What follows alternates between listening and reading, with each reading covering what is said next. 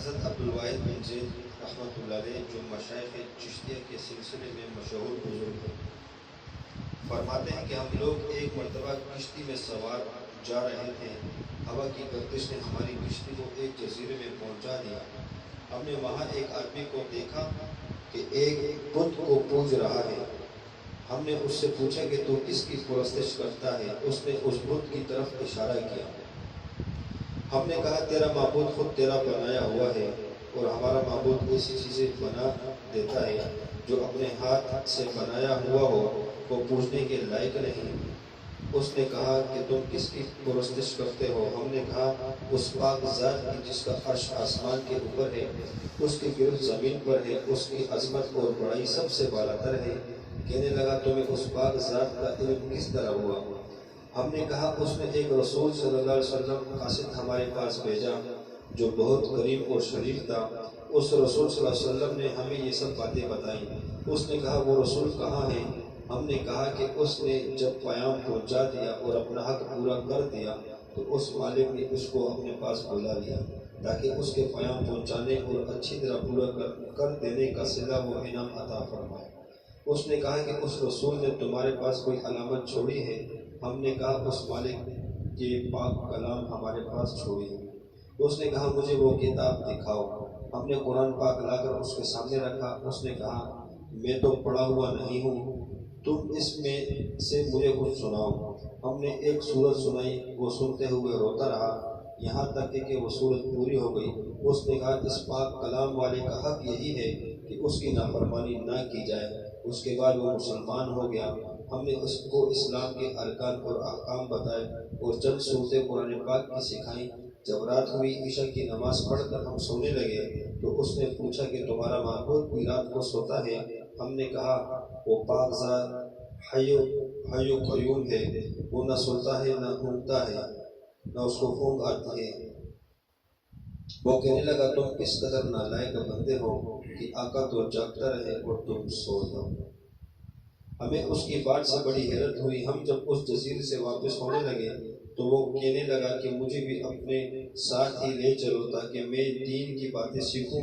ہم نے اس کو اپنے ساتھ لے لیا۔ جب ہم شہر ابدان میں پہنچے تو میں نے اپنے ساتھیوں سے کہا یہ شخص نو مسلم ہے، اس کے لیے کچھ معاش کا فکر بھی کیا جائے۔ ہم نے کچھ درم چندہ کیا اور اس کو دینے لگے۔ اس نے پوچھا یہ کیا ہے؟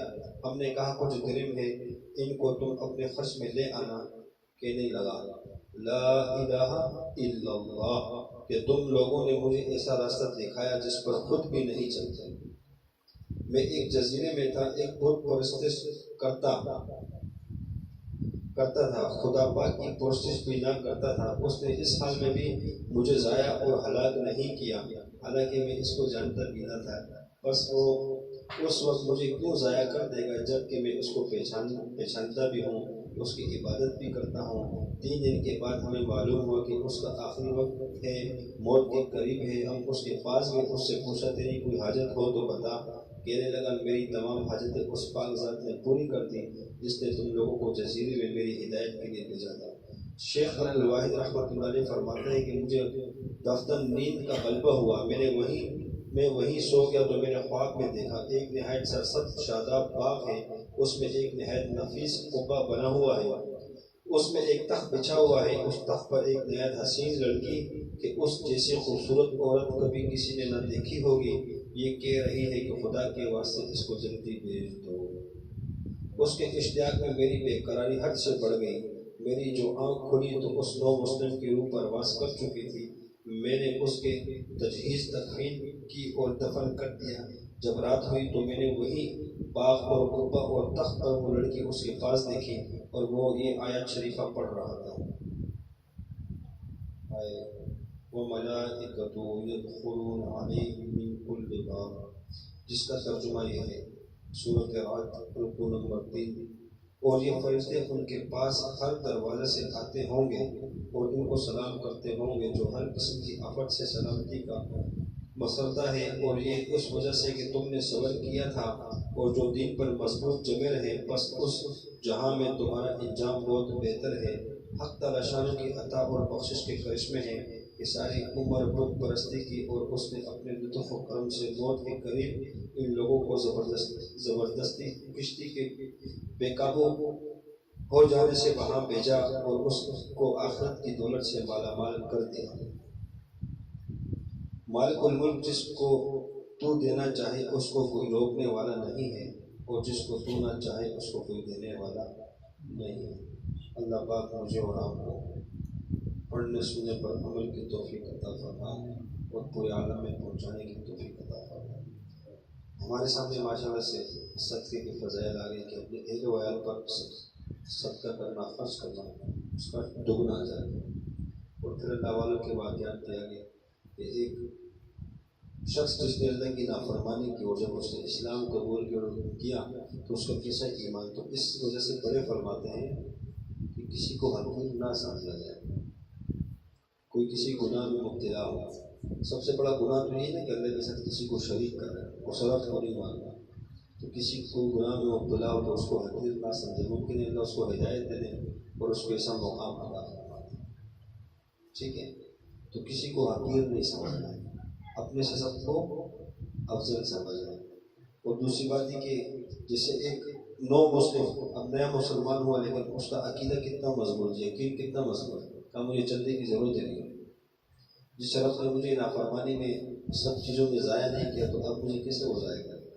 تو بھائی میرا اور آپ کا بھی تعلق اللہ کی ذات کے ساتھ ویسے ہی کرتا ہے کہ ہمیں بھی اللہ کی ذات پر یقین آ جائے، 100% یقین آ جائے۔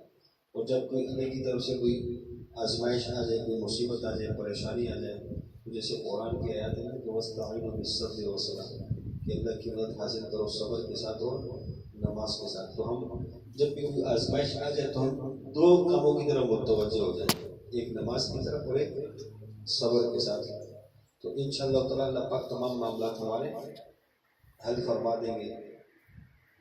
تو بھائی یہی باتیں تھیں جو ہم لوگ ابھی پڑھی اور جو سنی۔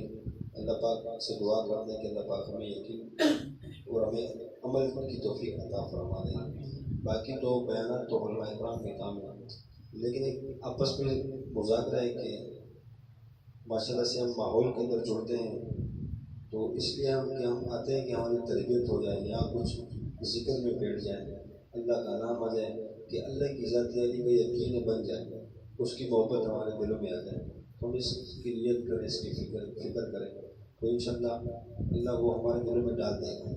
تو کوشش کریں گے نا، اس کی نیت کریں گے، انشاءاللہ ذکر کا لکھا ہوگا